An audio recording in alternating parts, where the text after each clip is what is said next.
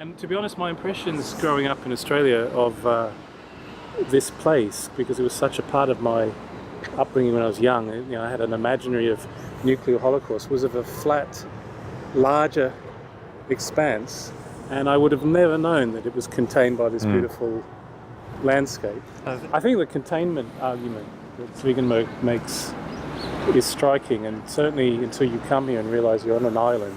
Right. And even the city is surrounded by these And the park hills. separated by the river, which was unexpected. You get that as a spatial experience, which surprises me. The deeper issue for me, which we've started to talk about, which is the critique sometimes that's made of normalisation, in terms of the fact that the way this event is presented is history in the passive voice. In fact, it's been too normalised? Yeah, that in effect it takes away responsibility, it takes away blame, it takes away the historical factors that went into making it happen. And of course the city bought into that, obviously under American But that was pressure. because of the idea to universalise the peace movement and make that a very much an internationalist project. I'm sure. And it was also to do with initially American censorship and what you could say and how you could relate the experience of nuclear holocaust. But I do always get a little bit perturbed where the scholarly critique is made of you know, from a distance in a way, of citizens who want to normalise, who want to move forward. I mean, we work in a profession where there's a kind of memory studies and heritage, there's a sort of commitment to perpetual remembrance, and there's a lot of emphasis on the need for perpetual remembrance. Some people started to question that necessity. And the burden of that history and the burden of that need to remember. It's a very contentious issue in Japan for so many reasons. I don't mean that. No, I don't mean to say that things are remembered here, and so many things aren't.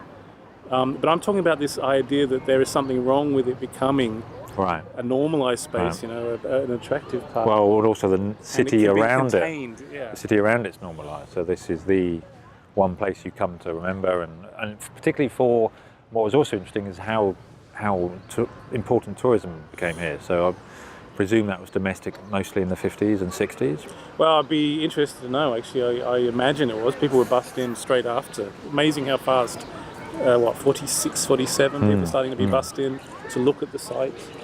And there were big expos in 56 and 58 of the progressive cities, science and technology and modern urban planning and the modern East Asian city.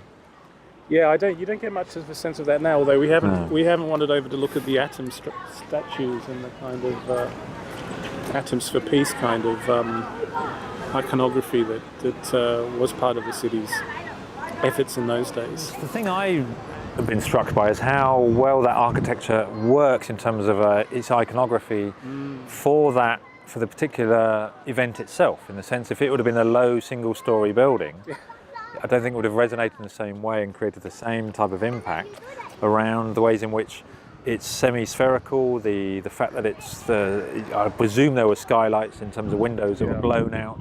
It's from the sky, it's about terror and ultimate destruction raining down from the sky as opposed to hand-to-hand combat, which is familiar to so many other kind of atrocities of this scale.